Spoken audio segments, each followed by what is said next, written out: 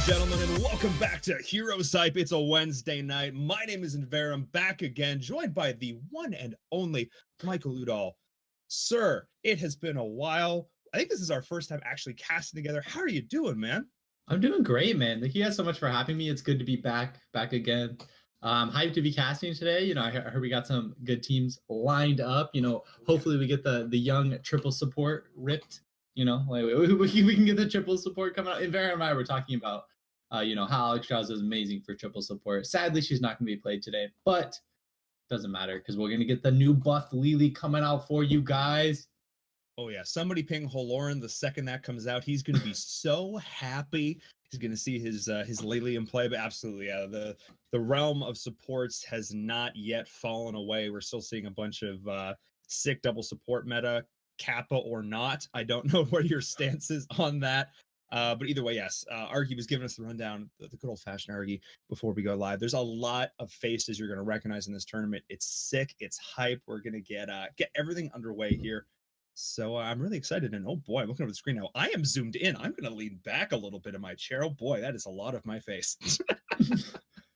Beautiful. Right. We love it. Yay. All right. So obviously we were chatting before we went live. A lot of stuff's happened recently. Obviously HGC just came to an end, BlizzCon, all that good stuff. We were both there. And I didn't get a chance to watch a lot of the games, but obviously you were privy to the results. What were sort of your thoughts overall on BlizzCon of HGC, sort of the state of how things are looking globally? Big question. So one big thing that's kind of tangent, like I think the production for BlizzCon was absolutely amazing. So like that was something I was really, really happy and excited about. As a former player, it's something that I always want to see, hype videos, things that allow people to kind of, understand the player and the player journey, I think is amazing. As far as state, like level wise, depending on region, I'd say, Korea is king, MVP Black won. But I definitely feel like EU is pretty close behind. I mean, if anything, actually, I guess EU's kind of dropped off in power because they used to be king. But like for me, there's a lot of pride. I feel like NA proved at BlizzCon that, where we deserve to be there, we deserve to be a major region. Whereas I feel like last year we just got absolutely dumpstered. So it was like, why are we even giving NA 4 slots or 3 slots back then? So I'm excited. I think as a whole, it goes Korea, Europe, North America. China's kind of an asterisk always. I feel like at BlizzCon they always have visa issues, which it's just sad. Honestly, my heart goes out to those players. Like, could you imagine working so hard and then 3 of your teammates can't make it, and you're like, well, let's give it our all. But that would just really suck. But for me as a whole, I'm really excited for NA moving forward. I know there were some juicy roster changes. Roll20 picked up Kieran Dansky. I think that team is going to be looking to be a dominant force in NA, which is exciting. I feel like there's a lot of potential in that team to rival Europe and Korea. So we'll see what happens. Yeah, I agree. I've definitely been on Team Cure for a while. Obviously, coming through the dorm seat as well. So really excited to see how that's going to look. And obviously, a lot of this stuff is up in the air. We probably have some knowledge, but either way, chew on that one, Reddit. But I'm excited to see what happens next. I've been talking to some people, and I'm hearing some stuff that when it all solidifies, I mean, it's the era of super teams again. Honestly, that's what it feels like. And NA traditionally hasn't done as well with making super teams, but I guess we'll see how it goes. Honestly, to talk about NA at BlizzCon, I agree. It was 2 Game 5 drafts that just went right the hell out the window. And I went, why did you pick? Why that? Why that one there? I was sitting in the audience going, no, that's not what you pick. Harrigan, yeah. Why? So that was a very specific example. Sorry, Tempo. But no, either way, I'm super excited to see the fact that NA stepped up and was there, and we were solid and we were relatively consistent, and we had some ups and downs, but either way, as a region, I definitely feel like we showed that we are almost on par with the top. I think EU is kind of struggling to find itself right now. We'll see how the roster changes affect them, and then we'll go from there. But tonight we have amateur action. Tonight we have some of the people who might be coming up next time around the HGC Open. Let's talk about this a bit. See, there's some good teams. I know Argy was telling us about like Shot, former teammate, shout out Heroes of the Dorm ASU.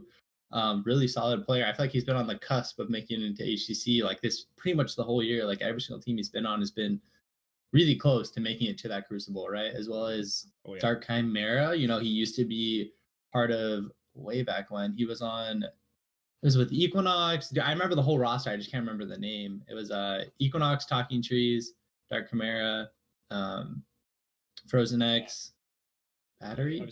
Battery, yeah. So him and Battery now. The name of the roster was Gust or Bust. Astral. Okay. Yes. Okay. Yes. The name just I miss it.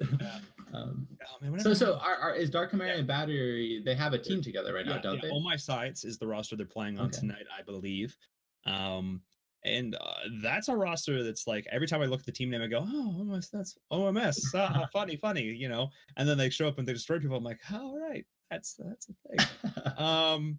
So yeah, that's always good. I'm looking here for the lobby from RE. Almost there. Either way, Shot. I was talking to him at BlizzCon. He is as driven as he's ever been. He is just willing to like play anything, put in the hours, put in the time. Let's go pro. And honestly, like the dude's got the drive to make it happen. So I'm excited to see what that looks like. The Ebros are here tonight playing for Savage Gaming, which are going to be our first matchup of the night. Actually, it's going to be the Last Minutes versus Savage Gaming. Is going to be our first game of the evening here. Of course, all these are best of ones up until the semis and finals, which are going to be BO3s. And we have, I believe, 12 teams registered tonight. So it shouldn't be too late for us East Coasters. But either way, we have a great night of amateur Heroes of the Storm action here with HeroesHype, the OG amateur tournament. This has been running longer than I've been playing Heroes. So a long time. Yeah.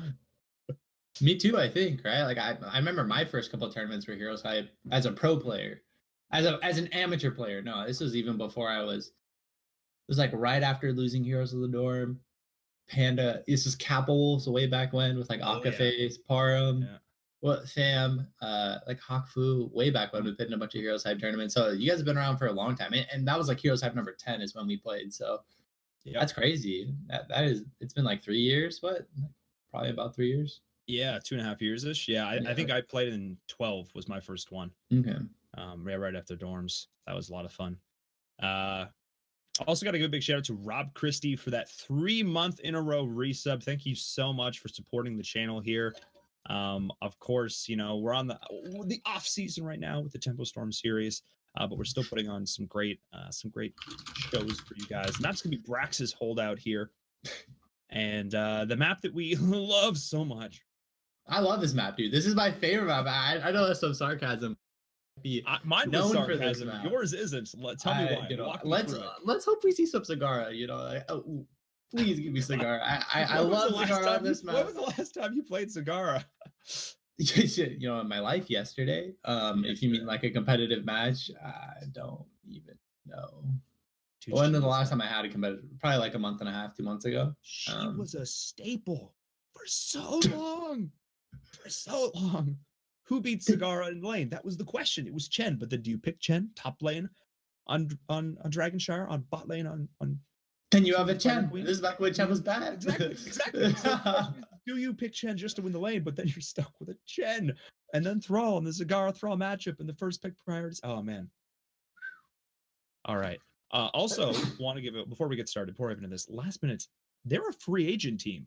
So for those who don't know, you can actually sign up as a free agent. They will place you together on a roster. I actually know some of the people on this team. Flyest Raven is a name that I recognize as well. So excited to see him out here. Dr. Luigi, I feel like I've played with him before. It's a good name. But yeah, I know the Kevin Bros. I know Droplets.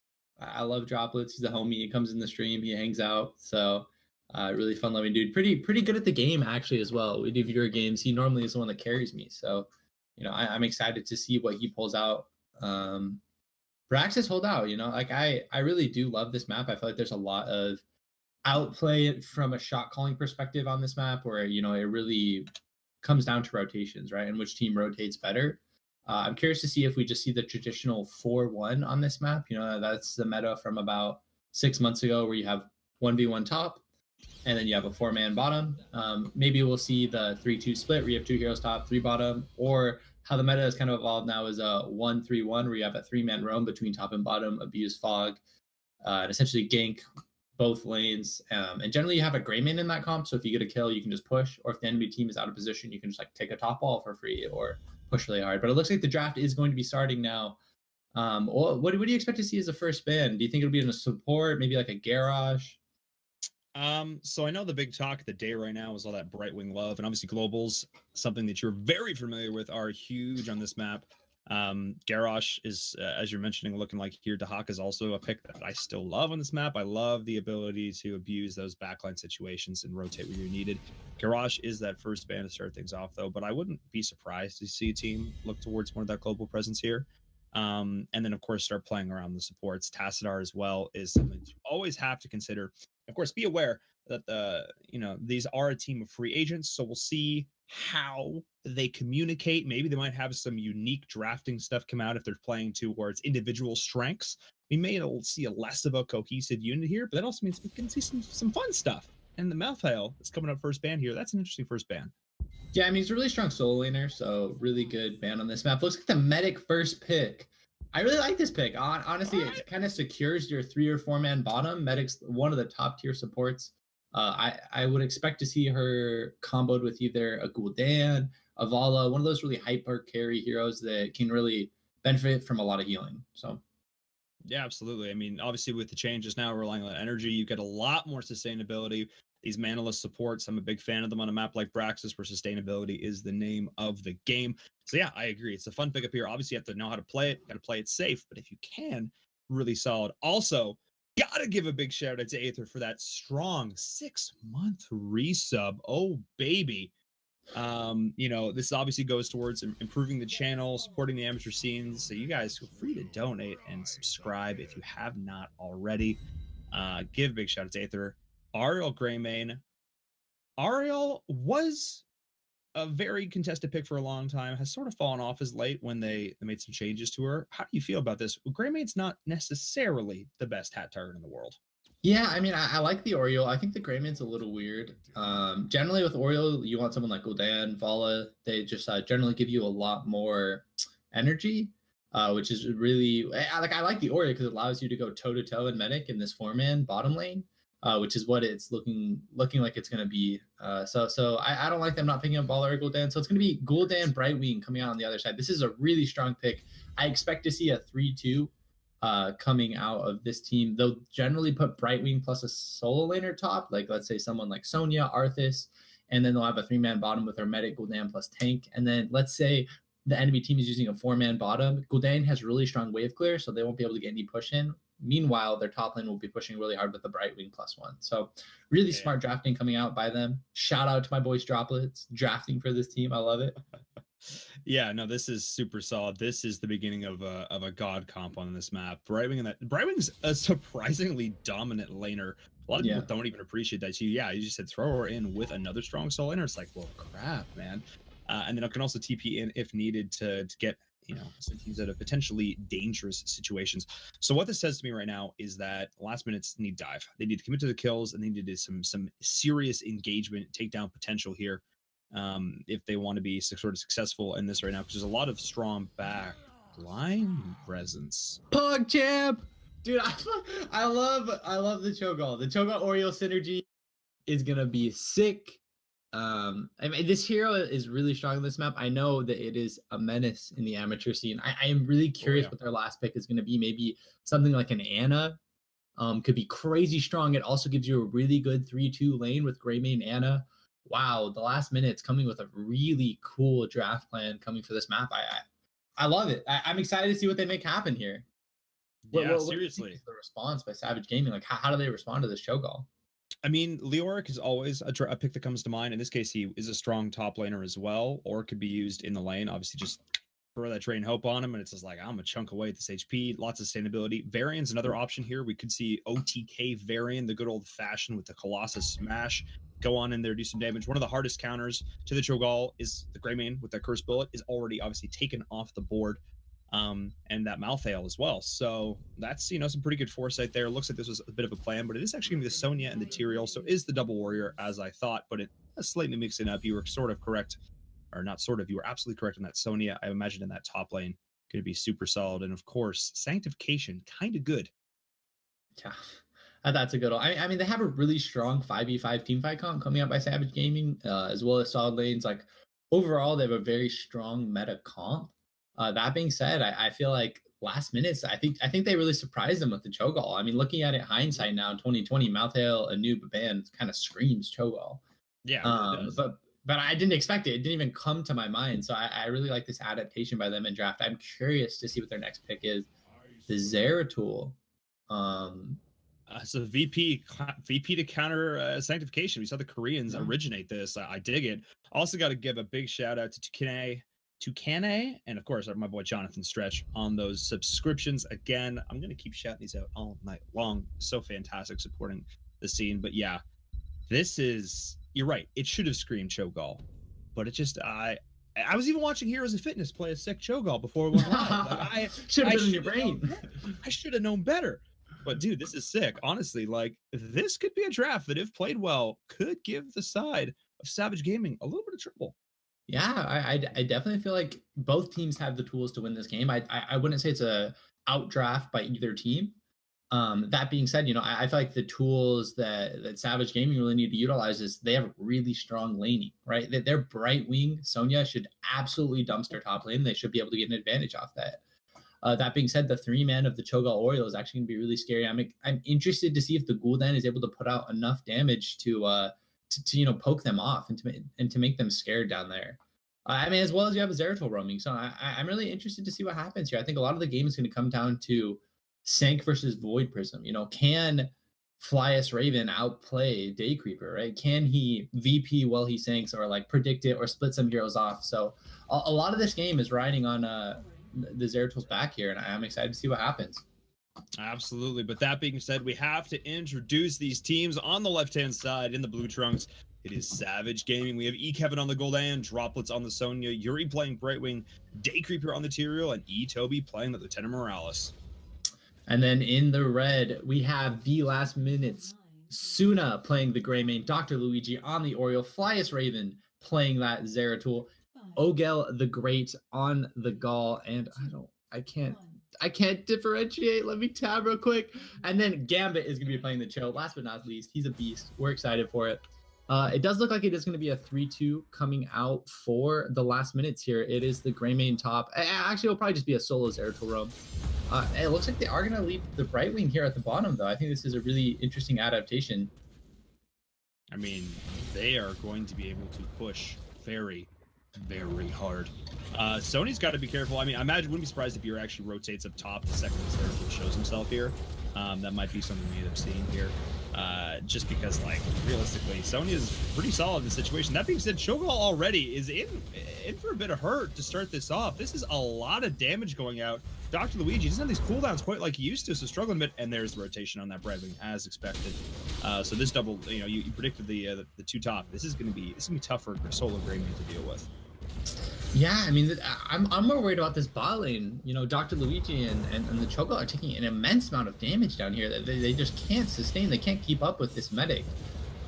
This looks like it's going to be 2 winning lanes for Savage Gaming, which on this map is pretty much a guaranteed win because you're going to be able to get the Zerd. The Cho'Gall is just taking so much poke. Kevin, no. Is that... Okay, no. He went back in. He just went in. Yeah, Daycreeper with the dive. He does end up killing the Cho'Gall. 2 for 1. The ward explodes on the minion wave. What a brilliant play coming out by Daycreeper. And Sonya falls on top.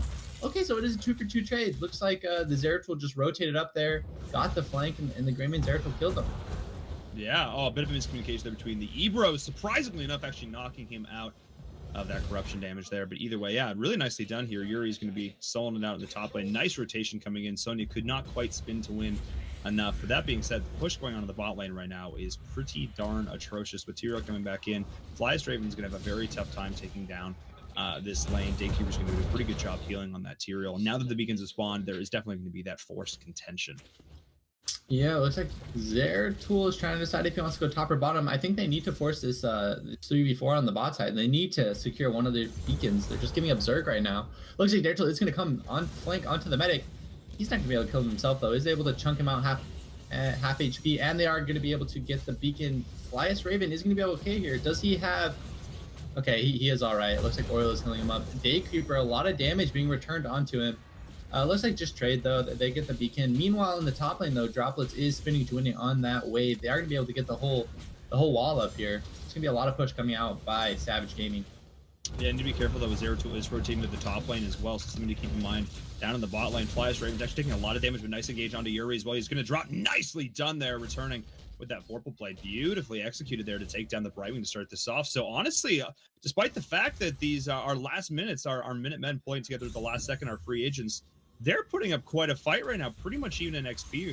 And they're losing a bit on the trade right now, but oh man, they're doing pretty good to start this off.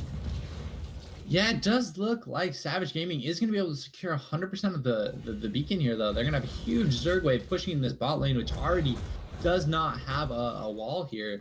This is most likely going to be a fort, which will give them the level 7 talent tier advantage. I'm really excited to see what they can make happen off of this. Is Sony going to get ganked? Okay, no, they are going to rotate the Greymane down to come help clear out this bottom lane. But this is not, okay, it's bad for the last minutes, but remember, the last minutes is a scaling composition. Cho'Gall is such a beast once he hits those 13, 16 talent tiers, so you kind of expect to go down right now. Oh, a lot of damage coming out onto Dr. Luigi. Is he going to fall? No, he is all right. Kevin is just destroying people down here. Dr. Luigi, is he going to be able to survive? Day Creeper trying his very hardest. Look at the peel coming out by Cho'Gall, and he will lose his life for it. I don't know if that's worth it, man. He sacked his life for the Oriole. What a teammate, but 2 for 1 is not what you end up wanting to have. Yeah, this feeling the solo support right now in a big way, and you know, post nerf Ariel, not a whole lot of fun. Not being able to spam out those heals like she used to. You can tell he's just hitting W with all his might, but it's just not coming. And that being said, you are 100% correct. This is a fort for sure, pushing him level 7 talent tier. This is a big advantage coming out now for Savage Gaming. And again, honestly, like, you know, we looked at this in draft, and I don't think it was a strict out draft here. Obviously, the more traditional, you know, we definitely understand what's happening with the side of Savage right now. But you said it yourself. This is a scaling composition. Late game Cho'Gall is not something, or is something to be feared. As long as they don't lose a keep, I think, before level 13, there's a chance they could potentially come back in this. Yeah, I mean, right now they're just down a level and a half. They should look, you know, yeah, both teams are just going to take out their mercs. Personally, I'd like to see them take a more aggressive line of play. Your opponent is going to hit the level 10. Is Zeratul actually going to fall down here? Good poly coming out by Yuri, and he is going to die. Really good collapse coming out by Savage Gaming onto this top lane. Looks like they are going to be able to pressure this fort off of that, just furthering their experience lead. But what I was saying is, I feel like the last minutes need to make something happen. You can't just let Savage Gaming hit level 10, because basically that'll secure them a free boss as well as another free Zerg wave, and then you're looking to be down, you know, 2 to 3 levels, and it's really hard to come back at that point. I feel like they need to contest something, or they at least need to effectively trade, right? Where you say, okay, you're taking top 4, we'll take bot 4, and trade experience in that way. Yeah, the issue is that their lane presence at this stage in the game is really just not that strong. We commented on it in draft, and Cho'Gall is going in right now, but I don't think this is a fight that he actually wins. I mean, Brightwing offers a whole lot of sustain. Might actually change my mind, though, as Flyest Raven rotates in. Brightwing, nice poly, but I don't think it's going to be enough. No, it's going to go down. But it's trading once again.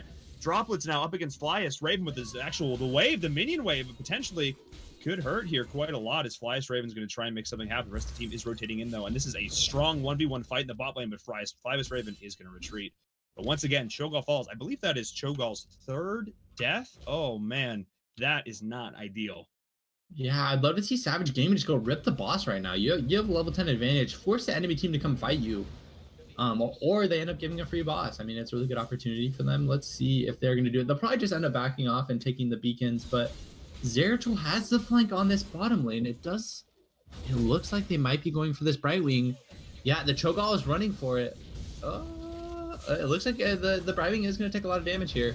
Cho'Gall getting those stacks on his E, just punching droplets, saying, get out of here. This is my lane. Oh, Medivac coming in. The Medivac flank onto the Oriole. The grenade, the fear coming out by Kevin. What beautiful play coming out by Savage Gaming. Is the Cho'Gall going to be able to escape?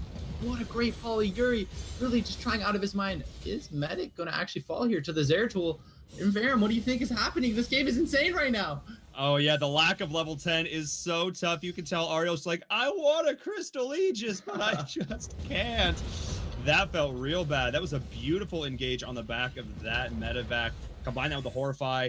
Combine that with the Poly. Oh, man, that was absolutely beautiful. Ariel can do absolutely nothing. That being said, Soon is going to fall. Not sure how he found himself in that predicament in the bot lane. That is not where he wanted to be. Level 10 is still not here. Fly's Raven wants to make this happen. They can do a great engage off of the back of a Void Prism. They just don't have it yet. Great poly going into the 0 to once again. Fly's Raven a lot of damage. They're trying to engage on the back of this. Can they secure this takedown? They're trying their hardest. The taps can keep them alive for now. Beautifully done. Shogal is still alive, and they were holding onto this keep, Mike, but it is so close. Yeah, it was just a poor rotation coming out by the Greymane there. The reason they died. Dr. Luigi, you have a lot of damage. Actually cues the wrong way. That has to have been a miss because Droplets is just slamming all over these heroes. Itobi actually is taking so much damage here. Is Fly's Raven going to go for him? Oh, no, it looks like it's a hard bait. It's a hard bait.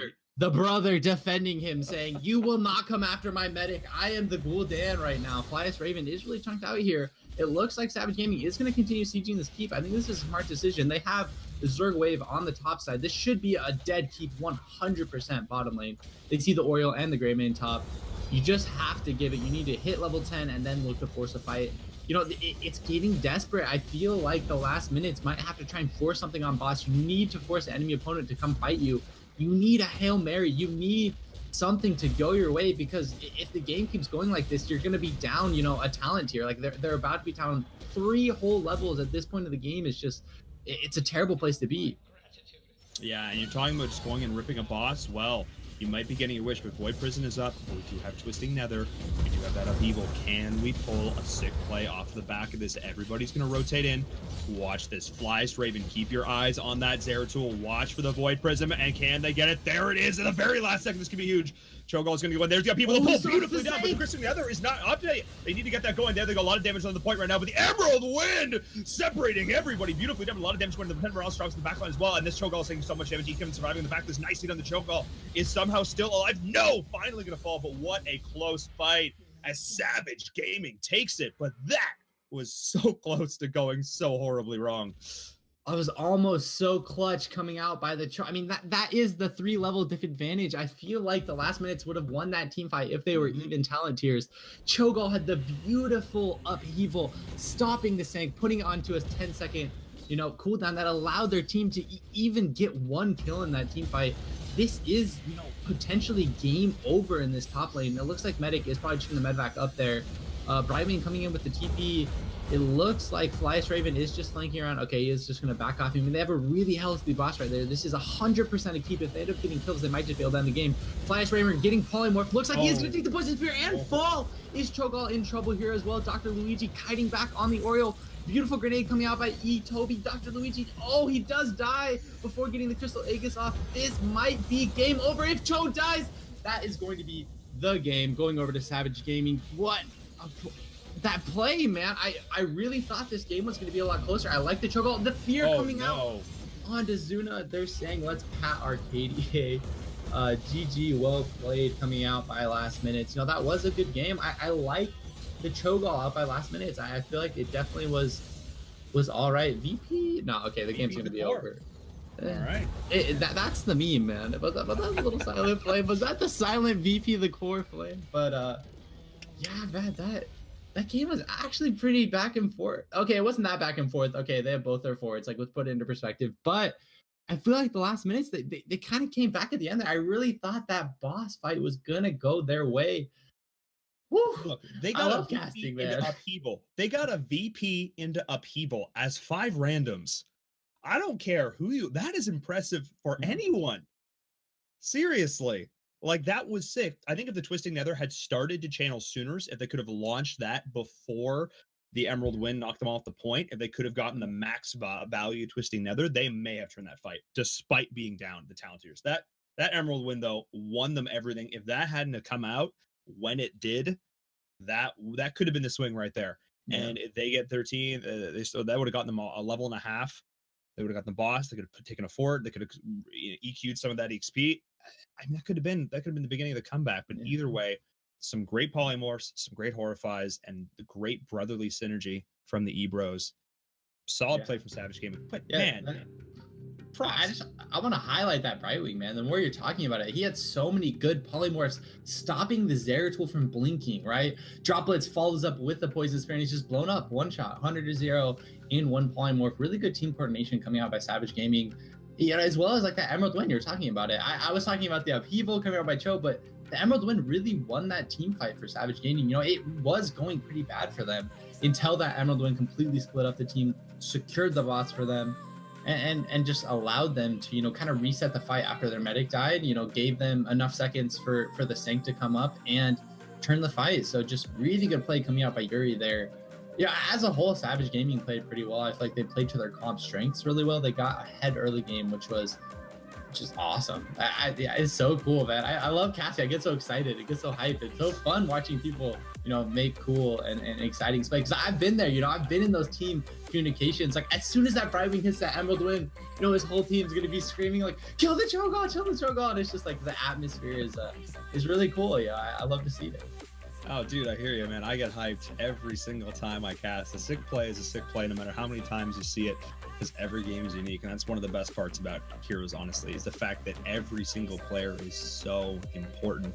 Any one player can go off, can hit the button that wins the game, and that's sick. And that's one of the reasons why I love casting this game. And obviously, dude, glad to have you here on the desk, because if you're hyped, I get hyped. How are we gonna get hyped? We're gonna get. I mean, it's HeroesHype. We gotta live up to the hype. You know, how many times can we fit hype into this sentence? Like, seriously. But we're gonna hop onto a short break so we don't like burn ourselves out too easily here. You get some more water. Gonna finish my coffee.